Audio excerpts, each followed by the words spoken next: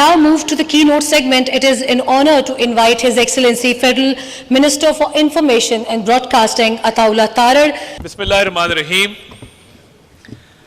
Honorable Mujahid Anwar Sahib, former Chief of the Air Staff, Lieutenant General retired Nasir Janjua, former National Security Advisor, Dr. Zafar Jaspal, Madam Amna Munawwar Awan Sahiba, Chairperson COPAIR, Ambassador Khalid Mahmood, His Excellency Ambassador Momlamov Atad Jan, the Dean of the Diplomatic Corps, ladies and gentlemen, a very good afternoon and Assalamu Alaikum.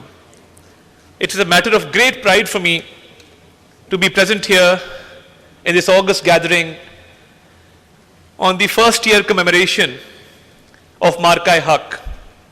And Sumaira has just improvised my first paragraph of the speech because she took me back to the hills of Azad, Jammu and Kashmir, where I led a delegation of journalists, both from Pakistan and international journalists, after Pelgam. And we took them to the area of Bela Noor Shah, which India alleged had terrorist camps, and it was a terrorist hideout where terrorists were being trained, allegedly. So we wasted no time. We took a delegation of journalists to that very place to show them that business was going on as usual. There was a public school, there were shepherds, there were people who were talking to each other, and we exposed India's propaganda during that visit. And this visit was so successful that subsequently we had planned to visit Muridke and Bahawalpur the following day. And before we could take our flight to Lahore and travel to Muridke and then go to Bahawalpur, where India had alleged there were other terrorist activities going on that very night came a cowardly attack from our eastern neighbor. Now, when this whole episode started, India's whole premise of aggression was based on propaganda and fiction. What was our response in the strategic narrative domain? Because you see, before the actual battle comes the battle of narratives. And it is extremely important to give out the right information at the right time to the right audience. You cannot have a one-size-fits-all solution when it comes to narrative, because every audience has a different mode of communication. And you must adapt to the particular mode of communication which is required for your target audience. So the first step, because India has always been in a habit of conducting false flag operations. There's a history of false flag operations which we've seen. And these false flag operations are used as a means for aggression and for attacking Pakistan. Because till date, after 78 years, almost 8 decades now, India still has trouble digesting the two-nation theory.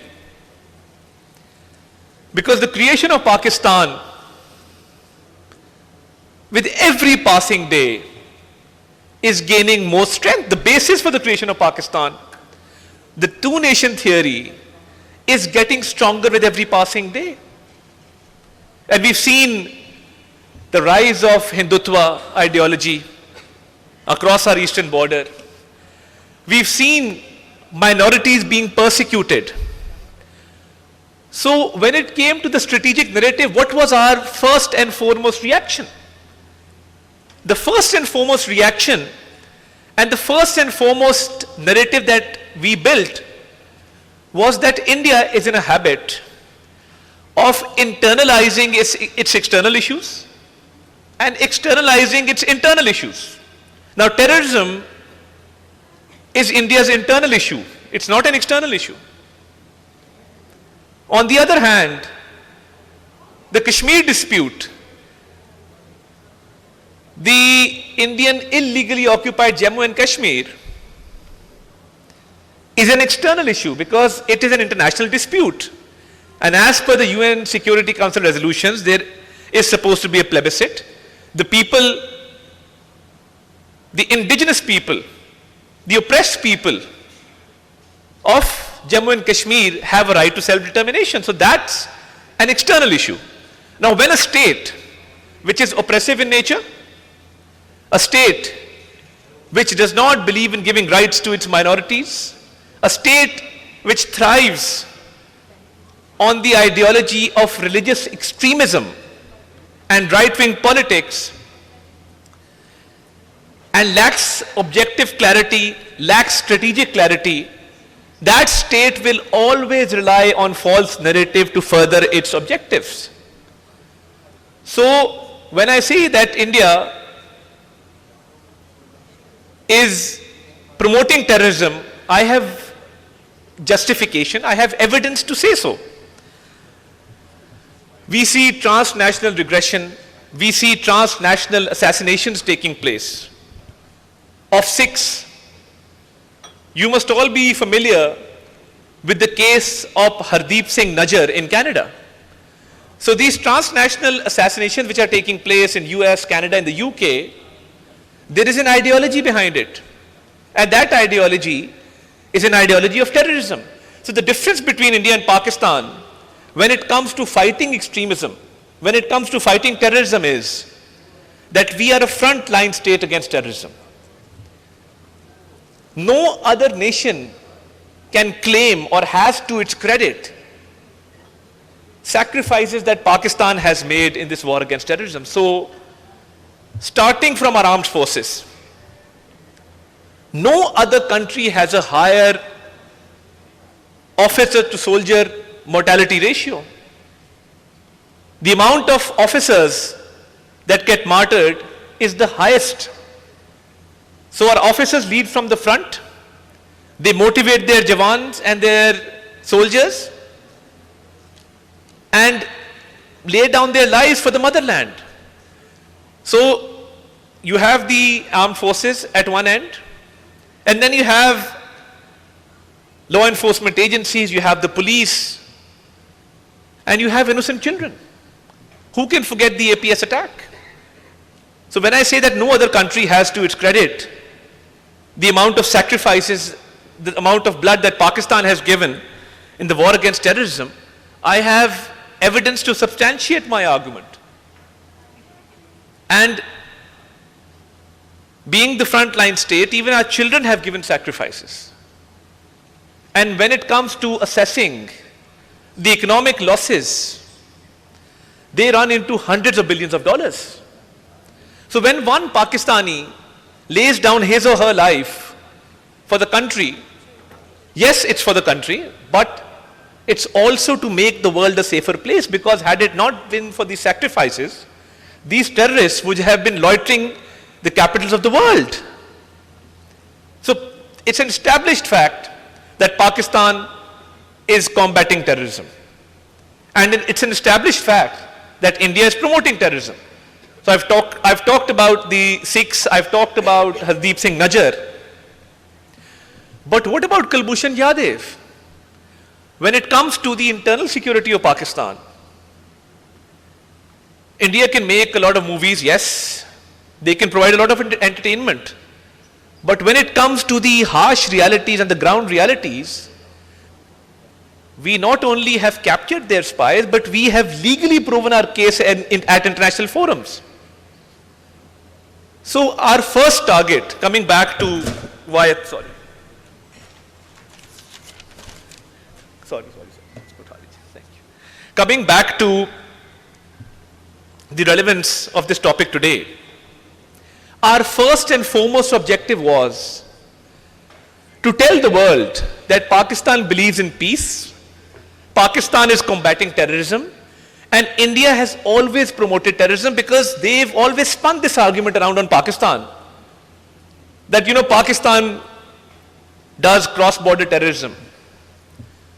And the way this Pelgam episode was carried out, it is not only absurd, But it's ridiculous the way they built their narrative around Pelgam. The FIR of the Pelgam incident being registered after 10 minutes of the incident taking place. Security not being there at this tourist location. The line of control being more than 100 kilometers away from the Pelgam area. So if an infiltration was to take place, what kind of defense did they have that the so-called terrorists penetrated hundreds of kilometers into their territory and they did not find out? So this raises a lot of questions as to their stance. And to be honest, the edge that we got in the narrative domain was when our Prime Minister Shehbaz Sharif Saab addressed the cadets at PMA Kakul, and he said that we are ready for an independent, transparent, impartial inquiry into the Pelgam incident. 1 year on, India has nothing to say. India has no narrative.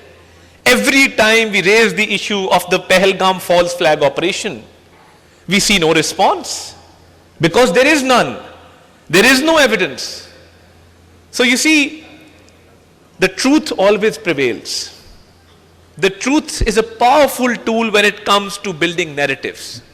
So on one hand, we were able to prove that we are fighting terrorism and India is promoting terrorism. On the other hand, we had the Pelgam incident, to which India had no response. And from there onwards, we got an edge in the narrative domain.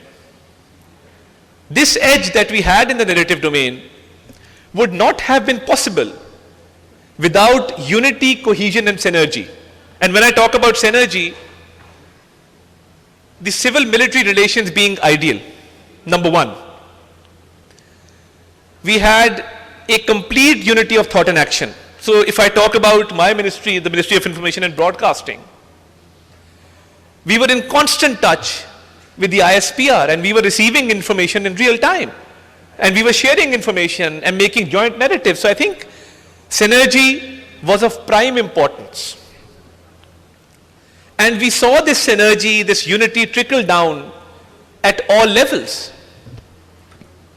We saw the people of Pakistan standing behind the government, standing behind the armed forces. As information minister, when I took to the floor of the House during the war and during the Indian aggression when they attacked Pakistan without justifiable cause, I was proud to have stated that today, across the political divide, we are united. Today, there is no political difference in this parliament, and we are sending out a single message to our enemy that we are united and we are, alhamdulillah, when we are united, we are a force to be reckoned with. So that message of unity went out, it trickled down, and I must also acknowledge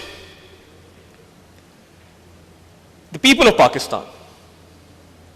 The way they fought this narrative war and grown up with a certain sense of patriotism, I did not know how the Gen Z would react to the situation. But I tell you, the Gen Z of Pakistan were at the top of their game. They passed with flying colors. Why? Because they were innovative. They came up with memes. The whole world is now looking at two nuclear nations on the brink of war, fighting a war. You have missiles flying, you have drones coming in, and you see this young generation posting memes that if you come to Lahore, do not ask for directions, you will surely get lost. And you have people telling you that when you go to Karachi, please be careful while crossing the road, a dumper might kill you other than a missile. So we had people from the younger generation taking to the social media and creating a new battle. And what happened when they created this new battle, the Gen Z battle, or the social media meme war? The entire attention of the Indian media was diverted towards that meme war, and they were saying, what kind of people are these?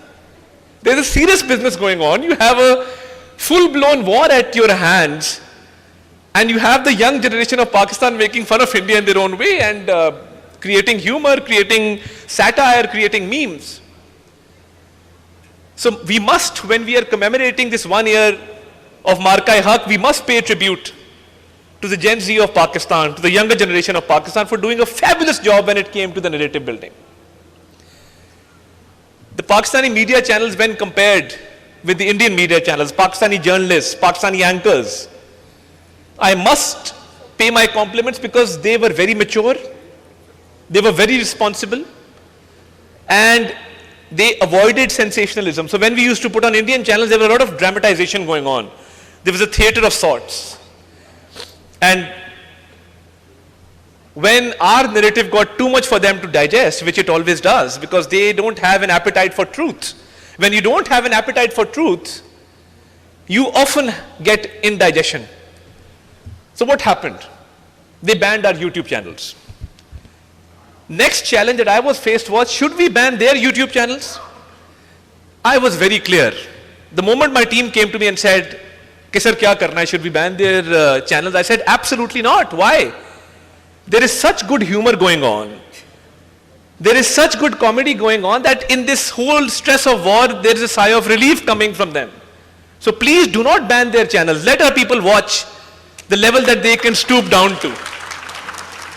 And we saw them stoop down to the lowest level that they could. And my team came up with a strategy. They said कि इन्होंने हमारे YouTube बंद किया है, हम अपना YouTube इनके मुल्क में चलाएंगे. And I said, how's that? They said, what we will do is, we will put up our patriotic songs, our military anthems, by geotagging the Indian locations, and every time an Indian citizen would open their YouTube, you would see the Pakistani flag or the Pakistani armed forces, you would see our JF-17 Thunder, you would see all kinds of images on that YouTube channel. And by evening, every Indian citizen was criticizing their government that what is going on, that we are seeing Pakistani images on our YouTube. So that was another success in the narrative domain. The entire nation coming together, standing behind the armed forces, every segment of society coming together, and especially those responsible for narrative building, I think there is no comparison of our private media, because their private media was indulging in warmongering, propaganda, war hysteria, and their false narratives were being called out by their own citizens. Another important dimension during this whole narrative war was timely appearances on international media. The moment these missiles came in Bahawalpur Murid ke, within half an hour, I was on international channels, BBC, CNN, Sky, Al Jazeera, immediately.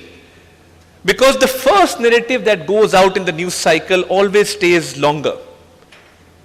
And we had the whole Pelgam inquiry argument with us. We had the whole combating terrorism argument with us. We had innocent children, innocent women, innocent citizens dying. We saw that citizens were targeted in the Indian attacks. And when they sent their Rafales to attack Pakistan, the most jubilant moment that morning, early morning, wee hours of the morning, was when Indian channels showed the wreckage of planes being lifted by bulldozers somewhere in Jammu. And that lifted the nation. And we never looked back. So when it comes to narrative building, as I've said, unity, synergy, cohesion is very important. And 1 year on, we continue to fight that battle because we continue to see false propaganda, fake information coming in from India. But it's a changed Pakistan 1 year on. If you see at the international level, Pakistan has become extremely relevant. Pakistan has taken center stage. Our overseas Pakistanis roam about the capitals of the world with a sense of pride, with this notion of success, because Pakistan now, Alhamdulillah, by the grace of Almighty, has a lot of significance in the community of nations. On the other hand, I must also present a case study that spending billions of dollars on PR, on lobbying, and coming up with slogans like Shining India, it got them nowhere because the people were not standing behind the armed forces in the government. There was a lot of division.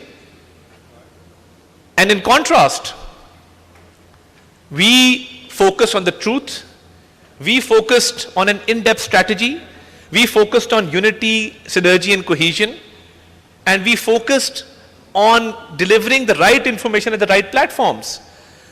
So, even in social media, you cannot have the content you post on TikTok being posted on X. You cannot have the content you post on X being posted on Instagram. So every social media platform has its own dynamics, and we understood that. So whatever strategy was being made, it was being made very, very specifically. For every platform, for every forum, we had a strategy which was well made, which was based on the truth, and we told the world our story the right way. I'm a politician, I will not know when to stop because we don't listen, we keep on talking. So in conclusion, I would like to say that it is a moment of immense pride for us 1 year on, because that victory has been amplified in so many ways that today we stand tall as Pakistanis by the grace of Almighty. The world recognizes our efforts, the world sees us as a serious country, and the world acknowledges our efforts, and I think that is something which this war has given us 1 year on. And inshallah ta'ala, by the grace of Almighty, we will continue to fight India's propaganda. And as I said, there is complete cohesion between the civil military leadership, where the Prime Minister has a vision, where Field Marshal Saeed Asim Munir, his strategy, his efforts, even his diplomatic efforts are now bearing fruit. So we must also commend our leadership, which has made immense efforts to bring the country where it is today. And with this strategy, I think the sky is the limit, and we will, inshallah ta'ala, even economically reach a place which Pakistan truly deserves, because Pakistan, ladies and gentlemen, now is a force to be reckoned with, and we are here to stay, and we will make our mark internationally. Thank you very much, Pakistan. Hamesha Zindabad.